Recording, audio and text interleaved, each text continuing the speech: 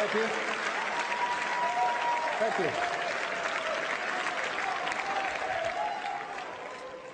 So this is where we get a little bit more bizarre, but not really bizarre, only the area beyond what people normally talk about in terms of this conspiracy. There's people all over the world now who are researching this and communicating it, and, you know, great stuff. But if you are limited by a belief system, particularly a religious belief system, and many researchers of this conspiracy come from that background, then you'll go so far, which is about as far as we've come today so far, but you won't go into this next bit. And for me, this next bit is where we need to go to find the way out of this. Because unless we know how we're creating it, then how do we know how to uncreate it? Because the answers are not out there, because there is no out there. So I'm going to now go into the realms of how we create reality, and therefore how it can be manipulated, and understanding that. And that's why I call this now the really important bit, because this is where all the strands from earlier in the day start to come together, and we can start to see a way out of this, and also understand much more profoundly why society is structured as it is. It all starts to make sense once we realize the nature of reality, and the fact that beyond the bushes and the blares and the shadowy core, this knowledge, which has been passed on through the thousands of years, is the knowledge that they use to manipulate our sense of reality, while we understand very little about what's actually going on. Our thoughts are not necessarily our thoughts, but implanted thoughts. So seeing is believing. But actually the truth is, believing is seeing. And that's a massive truth that moves us forward. What is reality? Reality is an illusion. The only place this world exists is in our heads, and even our head, if you go on to another level, is an illusion. We are consciousness. We are infinite consciousness. This quote from Goebbels about vitally important to repress dissent, because the truth is the mortal enemy of the lie. Now we're entering the area of the biggest lie and the most important lie in terms of the few controlling the many indefinitely. And when we realize the nature of the lie, we can then take control of our lives back, collectively and individually. We are not this body. I'll get more into that as we go along. We are consciousness. We are consciousness that is connected to an ocean of consciousness we call infinity. We can perceive life as a droplet in an ocean. Oh, I'm just little me. Oh, what power have I got? You know, I was born in Leicester, I was, and I went to school, and now I've got a job, and I'm a droplet. But you can perceive that, and you will create a reality that reflects the way you see reality. The perceived reality becomes the experienced reality. But if you perceive yourself not as a droplet, but what happens when you put a droplet in the ocean, there is no point where the droplet ends and the ocean starts. The droplet is the ocean is the droplet. We're all one infinite consciousness. Now, when we perceive life from that point of view, the last thing we think of is we are powerless. Is that we have to look outside of ourselves to be told what to think.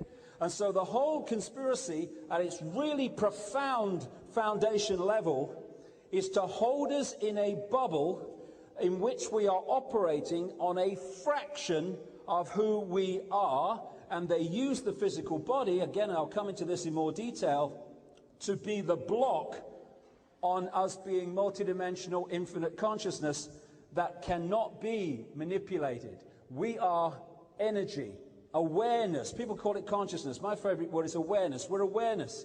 And, you know, these can be photographed. We call them auras, but that's just one level of our infinite energy field. And we are not the body. The consciousness works through the body, which is nothing more than a biological computer, fantastic as it is. And when we leave the physical body, even every form of life, that's a fingertip. This is a plant, energy, life force. Everything has the life force. And when that's withdrawn, or withdraws, then the physical side of it, which is a biological computer, disappears. What the Illuminati want to do and have structured society to do is to make us identify who we are with the computer. I'm David Icke, I was born in Leicester in 1952. No, that's the experience I'm having. I am infinite consciousness. There are very different perceptions of reality. This thinks it's small and insignificant. This knows that it's everything, like we all are. But if you can be held in the perception of the physical body, the computer level, then you can be controlled very easily. Now, I had an experience over the last week. My mother died. She was in her 80s, and I went up for the funeral, and I was asked if I wanted to go and see my mother in the coffin. Now, I would have said, no, I want to remember her as she is, but something said to me, go, go, go.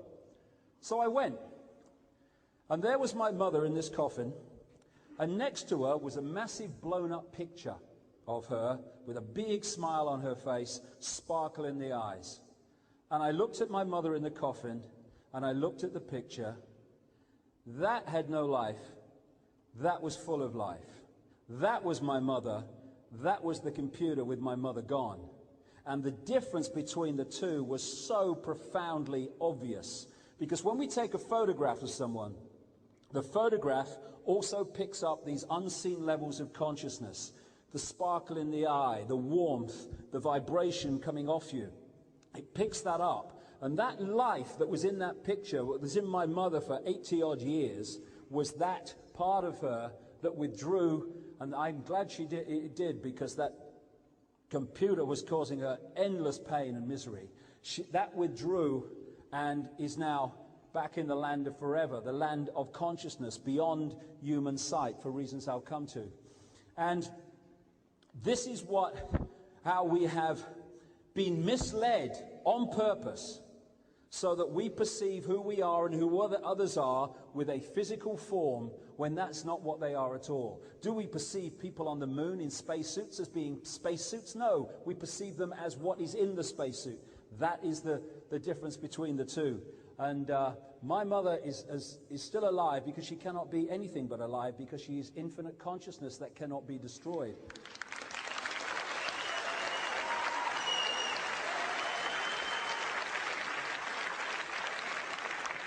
Now, this is a symbolic picture. There are now endless accounts all over the world of people who've had what we call out-of-body experiences, where they leave the body when the body physically dies, and they're looking down on their body, and when they're revived, they can tell the doctors and the nurses what they were doing and saying when they were apparently dead. They also talk about going through a tunnel and seeing people who've gone before. Now, what is another common theme of near-death experiences is people say when they've left the body and they are looking and perceiving this world from another perspective, they have massively expanded consciousness, so much so that they can perceive their entire physical lifetime in almost one thought. We're perceiving it in a series of thoughts going through what we call time.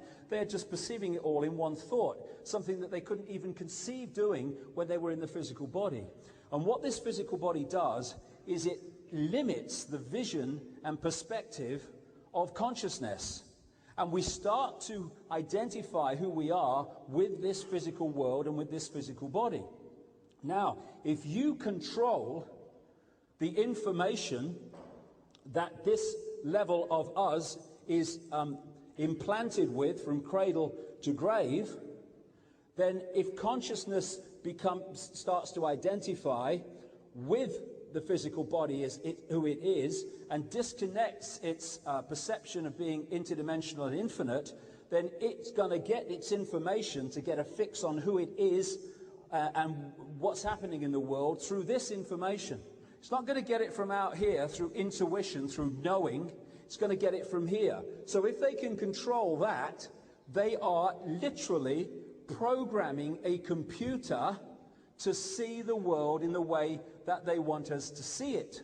And that's what they've done. The idea is to keep us in the five-sense reality, because they control that. And that's holding us in the level of the computer. This is a symbol of this tunnel that near-death experiences constantly talk about, where they're moving from this reality into another reality beyond human sight. Because we think, and I say we, I mean most people, we think that when we look through our eyes, we are seeing what exists in the space we are looking at.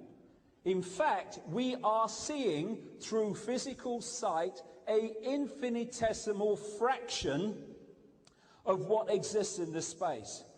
We're seeing a tiny frequency range accessible by five-sense sight. Now, according to mainstream scientific projections of what exists as mass and matter in this one universe, the electromagnetic spectrum is 0.005% of what is projected to exist in this universe. 0.005%, the electromagnetic spectrum. Human sight can perceive a fraction of that 0.005%. One of the other fantastically effective ways that we're controlled and manipulated is to get us to perceive that we are seeing what exists when we look through our eyes, when we're seeing an infinitesimal fraction. In the space that I'm occupying now are all the radio and television stations broadcasting to London. I can't see them, they can't see each other, because they're on different frequencies, different wavelengths. And therefore, they don't interfere with us, and they don't interfere with each other unless they're really close on the frequency dial. So in the space that I am occupying now, we all are, is infinity. An infinity of worlds and dimensions of existence and what we call life, all existing here. And when I talk about other dimensional entities, for instance, I can't go into this in detail today because we're running out of time, but because I want to concentrate on this, which is, I think, is most important. But when I talk about other dimensional entities manipulating this world through these Illuminati bloodlines who have a DNA that resonates, a sympathetic resonance with these entities, therefore they can control these particular bloodlines much more effectively. That's why you put the bloodline into power, you're putting the other dimensional entity into power that is controlling that apparently human person's mental, emotional, and physical traits and stuff. What is happening is that these entities are operating on frequencies beyond human sight, which ain't saying much given the amount we can access. And so when people say, oh, I saw this reptilian entity, and this reptilian man, it just appeared before my eyes and then disappeared. People go, what you on? What you on? What's happened is, it hasn't appeared and disappeared. It's changed its frequency so that it's entered the frequency of five-sense sight. Oh, did you see that? It's changed the frequency. It's gone out of the frequency of five-sense sight. It disappeared, mate. When people say, I saw this UFO, and it disappeared in front of my eyes. Well, no, it hasn't disappeared. It's left the frequency range that your eyes can access. This is why some people will have a psychic ability to go further into the sight frequency range, and they'll see a ghost, or what they call a ghost, and someone else will say, I can't see a thing, mate. It's all about what you're tuning into and what you're not. Radio signals, radio stations symbolically. So, we are living in five-sense reality in a tiny, tiny frequency range. Infinity lies beyond it. What the Illuminati want us to do is keep that as our focus of what is and real and all the rest of it, and forget about all that stuff, because once you go there, this looks very bloody different. And you start to see through the manipulation and the lies and the claptrap. And people say, I saw it with my own eyes. Well, no, you didn't actually. You saw it with your brain. All the five senses do is they pass signals, electrical, electrochemical signals, to the brain, which then interprets them to form a apparently three-dimensional holographic reality in the brain. We don't feel pain where we get the smack, we feel the pain when the brain has interpreted the message from the smack into pain.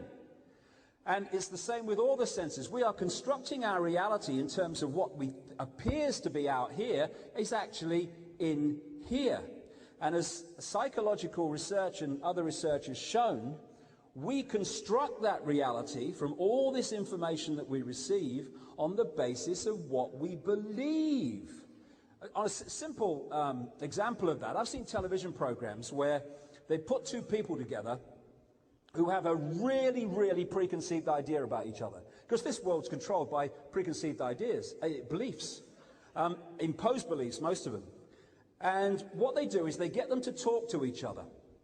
They film it, and they take the people apart, and they ask them what the other person said and how they said it. And they tell them.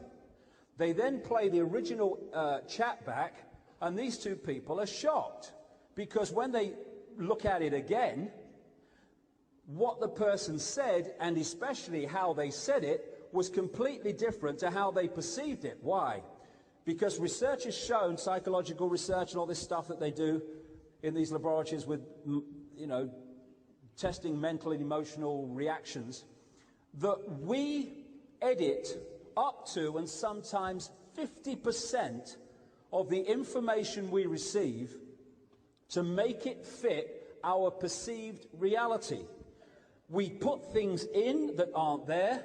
We take things out that are there to make it fit the reality. So when someone you've got a preconceived idea about, I don't like you, when they say something, you hear it in a way that underpins the belief that you don't like them and they're not very nice. Now, this is happening all the time. And so he who can implant preconceived belief in situations and what have you will then create the editing process within us that leads to us creating or perceiving the reality that the implanted belief is creating. We think we're creating our own reality, and we are through the process, but what we're doing overwhelmingly is accepting externally implanted beliefs which then create our reality. Someone else is creating our reality for us. So we see with our brain even, not our eyes. The eyes are only part of the process. Everything happening in our heads. And if you know that, and the mass of the population don't, then that is how a few can control the many, because by implanting belief, you know that you will create reality, and you implant a belief of powerlessness and all the other stuff, knowing that you will create an experience of the masses of powerlessness. It's a mind game. The whole thing's a mind game.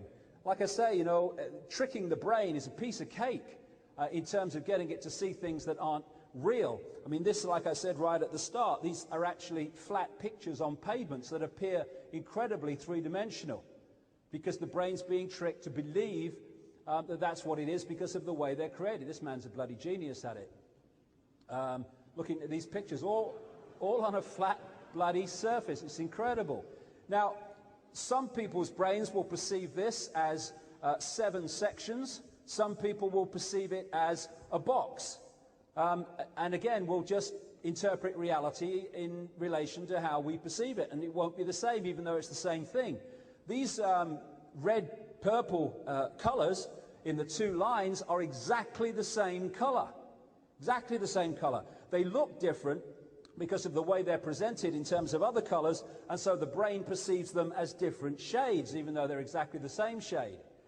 I wonder how many people, I did the first time, read this as a bird in the bush, when it says a bird in the bush. Because the brain says a bird in the bush. Yes, I recognize that. So it cuts out the other the, because it's going with what it knows. And if you can implant a bird in the bush, that's how it is. If you perceive a bird in the bush, no, it's a bird in the bush. That's what I perceive. That bird that's not there. Don't see it. And on a major scale, this is how the manipulation is done, as I'll get into. This is the foundation of how it's done. How many people see the top word as optical, and how many people see it as illusion?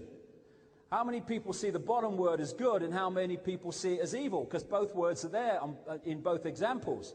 It's just a case of how you perceive it with your brain, how you interpret reality. These are real simple examples, but it's happening on a mega scale. As Einstein said, reality is an illusion, albeit a persistent one. And the reason it's a persistent illusion we'll come to as we go along in this last section. As this guy, H.M. Tomlinson, said, we see things not as they are, but as we are. And if we can be manipulated to see things in a certain way, we can be manipulated to see the world as the Illuminati want us to see it. This is the foundation, like I say, of where it all comes from. All the other stuff today, we need to know that. We need to be informed about that. But this is the bottom line where it all comes from. And if we understand this, we become a nightmare to manipulate. I've been kind of thinking about this and researching about this for years. And then in 2003, I'd finished the book, Alice in Wonderland and the World Trade Center disaster. And I said, look, if I'm going to go further into this and see the next levels, I've got to go into other levels of reality. Not in some dream, did I dream it, what happened, but I've got to go in conscious awareness and see beyond this realm and into these other dimensions that interpenetrate it like radio stations. And as synchronicity would have it, I got an invite at that time to go down to South America and talk to a group in the Brazilian rainforest and partake of something called ayahuasca. It was very nice.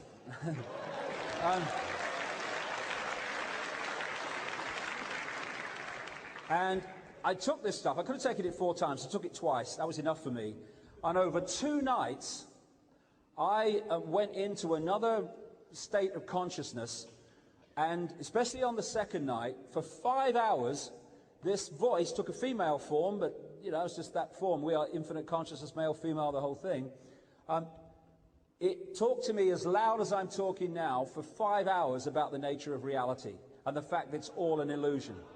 And it was so funny. I mean, this level of consciousness, if it was a comedian, it would clean up. It was so funny. It was taking the piss out of this world and how we perceive it in the most brilliant way.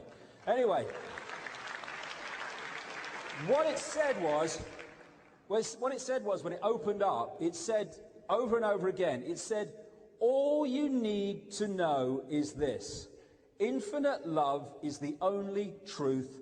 Everything else is illusion. And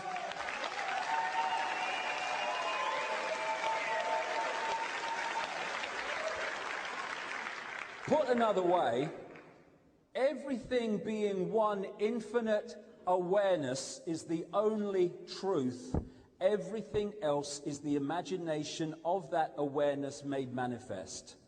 And we can get caught in identifying with our manifest reality and delinking from an identification with that infinite consciousness that is manifesting this reality. We get caught in our creation and forget we are the creator.